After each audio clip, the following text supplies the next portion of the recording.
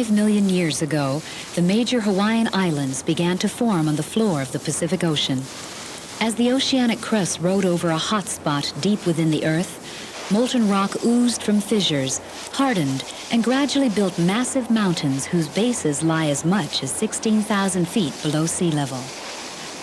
As the Pacific Plate moved northwestward over the hot spot, countless eruptions over millions of years formed the Hawaiian archipelago, a chain of 20 islands and atolls stretching almost 1,500 miles across the central Pacific Ocean.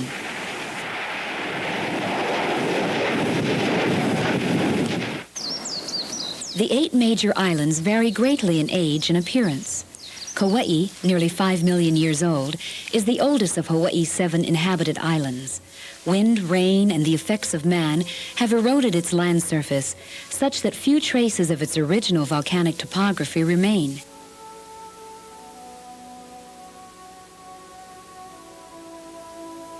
To the southeast are the progressively younger islands of Oahu, Molokai, Lanai, and Maui, whose huge dormant volcano, Haleakala, comprises more than half the landmass of the island. Farther eastward, the often snow-capped summits of the island of Hawaii rise above the trade wind clouds to heights of more than 13,000 feet above sea level. Known as the Big Island, its surface lavas are all less than 1 million years old, making it the youngest as well as the largest of the Hawaiian Islands. Its 5 separate volcanoes have grown together to form a landmass exceeding that of all the other islands combined. Kohala, the oldest of the 5, last erupted about 60,000 years ago. It is densely vegetated and dissected by 4 immense stream-cut valleys. Its massive neighbor to the southeast, Mauna Kea, is now presumed dormant, having last erupted 3,500 years ago. Farther south is Hualalai, whose summit rises above the resort coast of Kona. Although in a late stage of its development, it is still considered active. Its last eruption in 1801 sent voluminous flows down to the sea only 8 miles from the present-day town of Kailua. The 2 southernmost volcanoes of Hawaii are also the most active. Mauna Loa last erupted in 1984, sending lava flows within 4 miles of the city of Hilo. Kilauea volcano, nestled against the southeastern slope of Mauna Loa, is one of the most active volcanoes in the world, having erupted over 30 times in the last 40 years. The current eruptions of Kilauea typify the developing stages of a Hawaiian volcano when much of its land building occurs. Each of the volcanoes in the Hawaiian chain, whether active or long extinct, at one time exhibited the eruptive processes seen at Kilauea today. Eruptions at Kilauea occur either at the summit caldera or from vents along 2 major rift zones on the southwestern and eastern flanks of the mountain. Both summit and rift zone eruptions are fed from a relatively shallow magma chamber about 2 miles beneath the summit. This chamber is in turn supplied by the much deeper hotspot about 36 miles below. Here, solid rock melts and begins rising towards the surface. Traveling underground, this fluid rock is called magma. It is only called lava once it appears at the surface.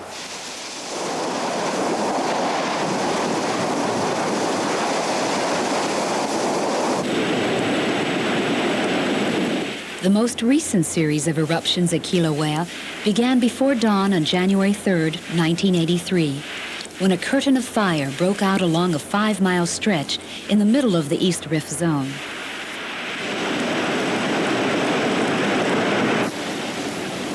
Over the next 3.5 years, 47 high fountain eruptions occurred from a vent on the original fissure.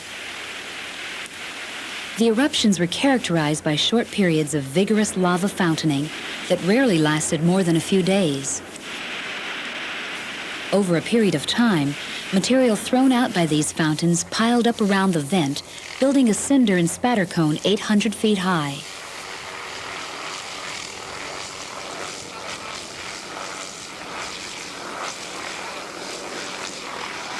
This cone is called Pu'u'o'o, or Hill of the O'o, after an extinct bird that once frequented the forests in the area.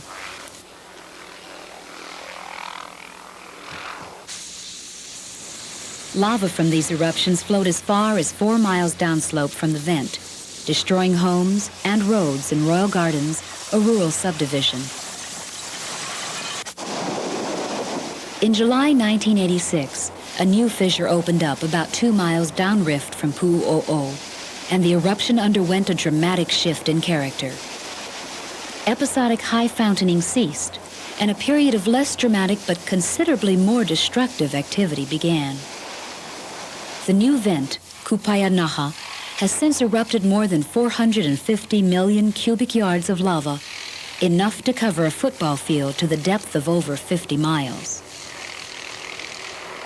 The lava flowed down the steep southern flank of the volcano, first reaching the sea in November 1986. In the process, the flows covered thousands of acres of native rainforests, portions of several subdivisions, a highway, and numerous historical sites. Residents evacuated the area as the flows slowly advanced, leaving behind homes, gardens, and farms that were eventually engulfed by lava. In early June 1989, westerly flows permanently cut off Royal Gardens and began a slow but unrelenting advance on Waha'ula Heiau and Visitor Center.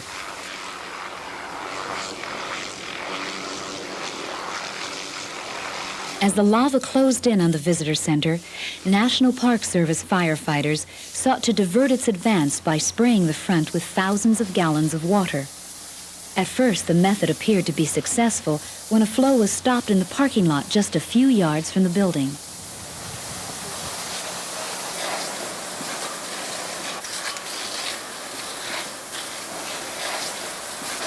On June 22nd, flows circled around from the east, eventually pushing a steadily advancing front under the building. When the water ran out late in the afternoon, fire quickly destroyed the Waha'ula Visitor Center. Although the flows attracted a steady stream of viewers, many people were saddened by the destruction of a landscape so rich in cultural history. Although the Waha'ula Heiau survived, Punalu'u, also known as Queen's Bath, a natural pool and long-time local landmark, was among the sites consumed. In February 1990, lava flows began moving downslope toward the coastal town of Kalapana.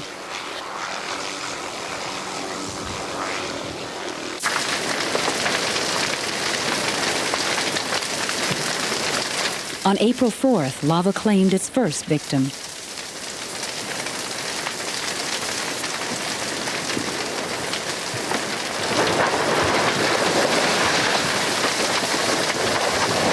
Over the next 5 months, the flows moved slowly through the town and along the coast, eventually covering the famous black sand beach at Kaimu. By October, the whole bay was filled in. Lava continued to flow into the area in 1991, and by February had destroyed all but 6 of the 111 homes that had stood there just a year earlier. Since this eruption began, over $100 million worth of property, including more than 175 homes, has been lost.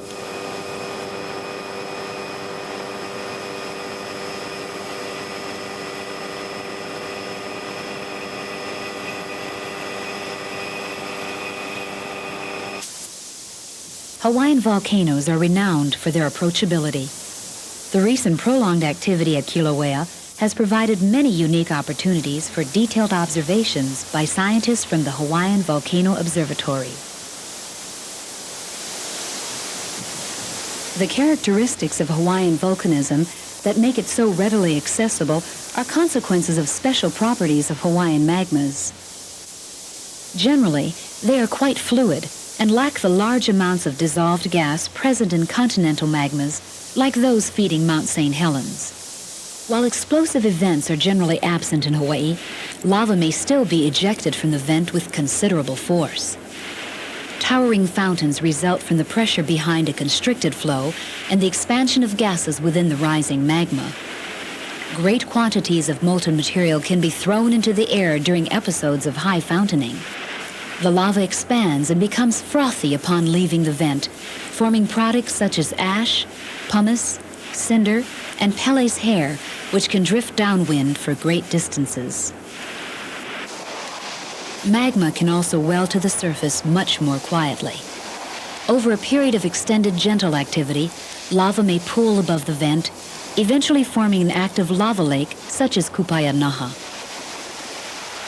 In this case, lava can erupt quietly at the vent because much of the gas is released from the magma as it flows beneath Pu'u'o'o.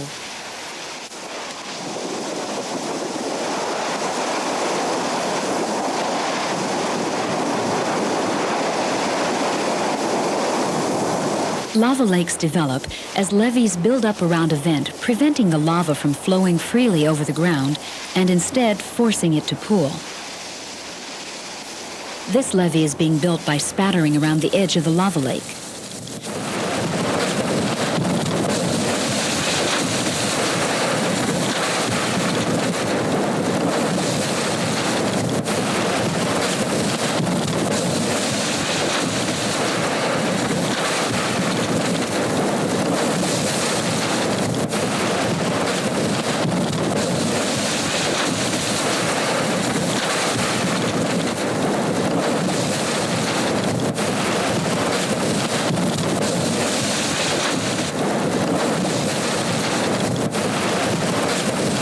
Though partially hardened, the lava pond crust still appears amazingly flexible.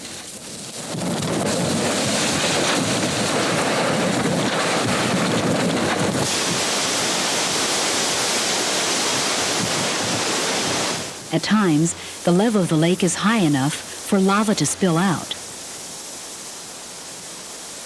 Over a period of months, repeated overflows from the lake form a broad, growing mound called a lava shield. Small lava shields are miniature versions of the massive mountains that form the Hawaiian chain. Lava on the surface of the lake cools to form a crust, much like the skin that forms on the surface of a cooling pot of soup. The movement of the underlying magma breaks this crust into plates that slide apart, scrape past one another, and collide in a complex array of motions. Many of these crustal movements are similar to the much larger motions of continental and oceanic plates, known as global plate tectonics. Here, for example, where magma flows to the surface, adjacent plates are forced apart and new crust forms along incandescent seams that zigzag across the lake. These seams resemble the immense spreading ridges that traverse the floors of the world's great oceans. Upwelling magma from these zones cools to form new oceanic crust. Destruction of the plates by subduction occurs when they collide head-on, causing one plate to slide beneath the other. On a global scale, similar processes are involved where the Pacific Ocean plate meets and passes beneath the South American plate along the west coast of the continent. Large volcanoes occur at these boundaries due to melting of the ocean crust as it is subducted into the Earth's interior. Many complex movements of lava lake crust have no global counterparts. Here, for example, magma wells to the surface to form an upper plate. As the lava thickens and cools, it presses down on the original crust, which breaks under the additional weight. As the broken piece quickly sinks, it forces up a new bulbous mass of incandescent lava.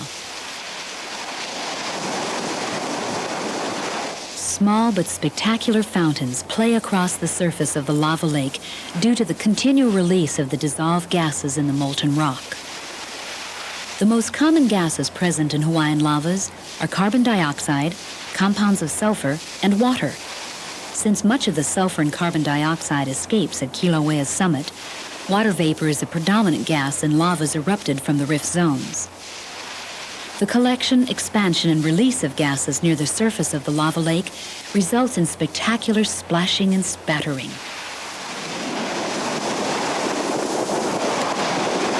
Lava continually enters Kilauea from the bottom of the lake and exits as much as a day or two later through a large underground tube on its south wall.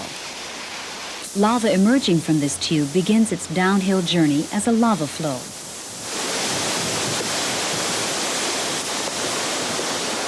Two very different kinds of lava flows cover the surface of Kilauea.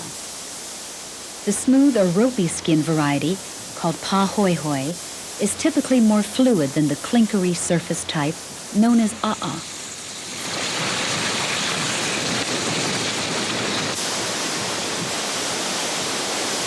As pahoehoe flows move across the terrain, they cool and lose gas. Thus, lava that was once very fluid becomes very viscous and may change to a'a.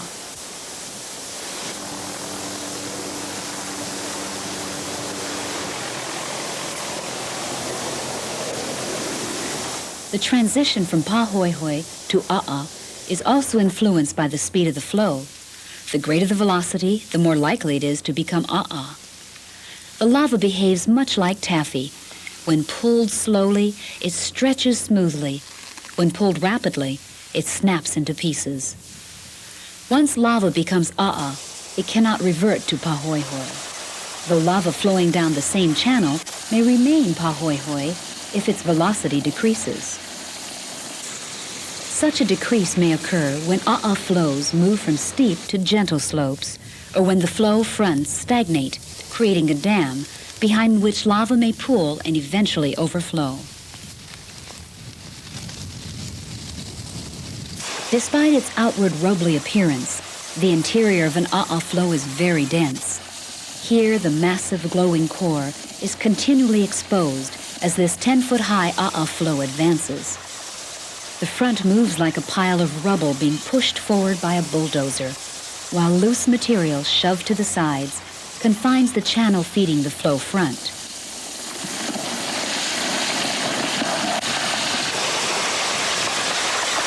While pahoehoe flows may be temporarily diverted by natural barriers or even stone walls, a'a flows advance unrelentingly, overrunning everything in their paths.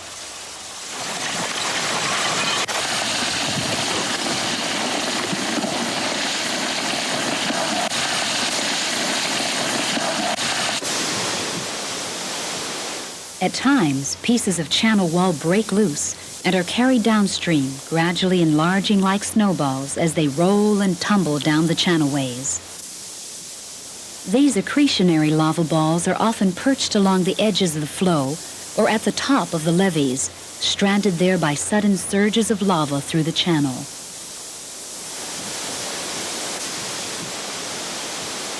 Other accretionary lava balls may be transported to the front of the flow, far from their point of origin. Some flows are speckled with hundreds of these lava balls.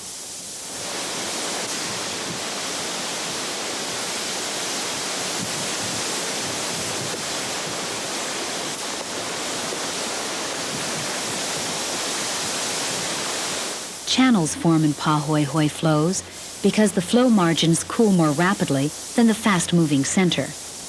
Overflows resulting from surges or blockages build up the channel margins, contain the flow, and elevate it above the surrounding landscape. The surface of these stable lava channels may crust over, eventually forming lava tubes. The thin crust gradually thickens into a more substantial roof several feet thick. Because rock is a poor conductor of heat, these tubes insulate the lava flowing within them and allow temperatures in excess of 2,000 degrees Fahrenheit to be maintained for many miles. Tubes originating at Kilauea extend more than 7 miles downhill to the ocean. The ability of tube-fed pahoehoe to travel over much greater distances than surface flows has been an important factor in the seaward growth and gentle topographic profiles of Hawaii's volcanoes. Lava can be seen traveling through subterranean tubes when portions of the tube ceiling or wall collapse, forming a skylight or window. These openings act as vents for searing hot gases released from the flowing lava. They also allow volcanologists to collect samples and measure the temperature of the flow. A unique type of Pelly's hair may be seen at skylights, where bubbly lava stretches to spin long, thin strands of volcanic glass. Differing from the needle-like variety formed by lava fountains, its delicately interwoven texture resembles cotton candy.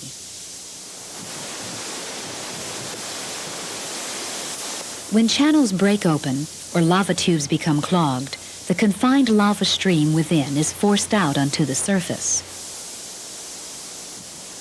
As the flowing lava breaks up its own earlier formed crust, pieces are rafted along.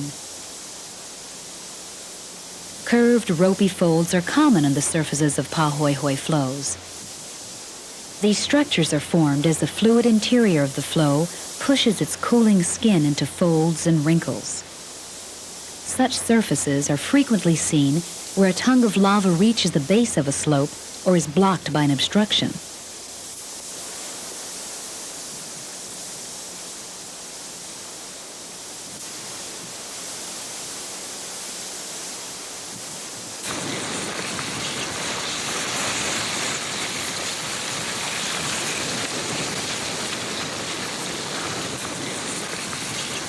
The front of this flow rolls forward, much like the tread of a tank. As the flows pass through forested areas, they surround trees which burn away, leaving their impression preserved as molds within the hardened lava. The combustion of plant roots and other organic material forms methane gas that collects underground. After dark, the burning gases can be seen eerily rising from incandescent cracks in the cooling flow. Pockets of methane frequently become concentrated to explosive pressures under flow margins. Powerful explosions can occur without warning and are a considerable threat to the unwary. Upon reaching the coast, the lava enters the sea and the formation of new land begins. This is a complex process influenced not only by the nature of the flows, but also by the submarine topography and the forces of the ocean. When lava meets water, processes ranging from gentle boiling to spectacular steam explosions can result. Here, gouts of spatter in huge sheets and bubbles of volcanic glass, called limu o pele, are blown into the air.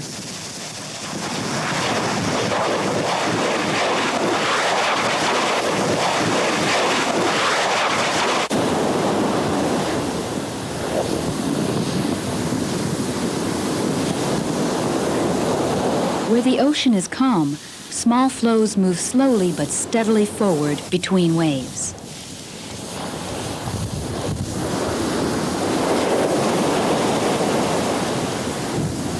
Generally, lava gently entering the ocean is insulated by its cooled surface layer, thus reducing the potential for violent interaction. However, if lava moves quickly into deep water and forms a submarine tube, large steam explosions may occur after waves splash into the tube mouth. Spatter and chunks of tube wall may be blown high into the air.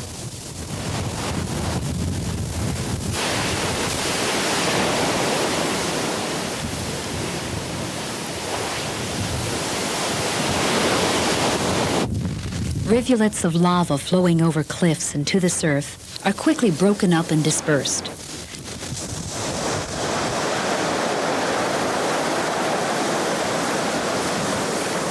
Black sand produced from wave-shattered lava accumulates in pockets and beaches along the coast. Ocean currents have carried thousands of cubic yards of black sand westward to Kamoamoa, forming Hawaii's newest and largest black sand beach. Clouds of steam rise as the waves splash water into tube mouths and over the hot lava flow.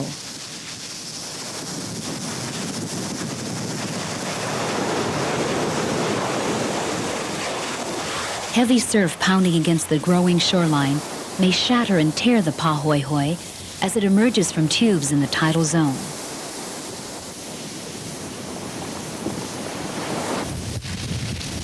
The material tumbles down slope with the retreating waves to form an underwater pile of rubble or talus. As flows move out atop this pile, they build a lava bench. Though the benches may appear to be safely approachable, many are often very unstable and dangerous to walk on.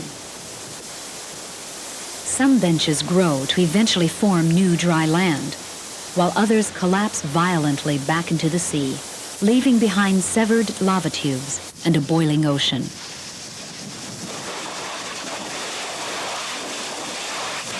In this instance, a 2-foot diameter fire hose flow shoots out nearly 20 feet from the cliff face, precipitating large explosions in the shallow water. Although the land-building processes that occur above sea level are the most readily observed, those that take place below the surface build the foundation for the new land. Here, about 30 feet underwater, a tube-fed pahoehoe flow advances down the talus, forming pillow lavas.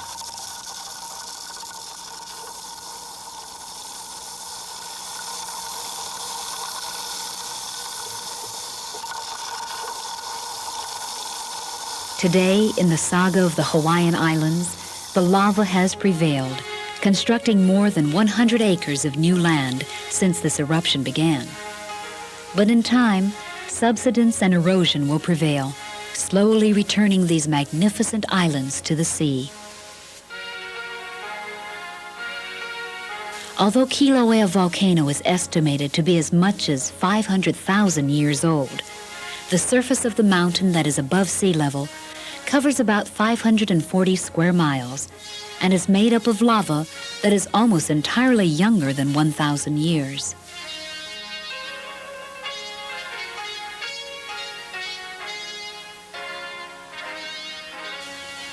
The processes illustrated here have played a primary role in the formation of its landscapes and will continue to do so far into the future.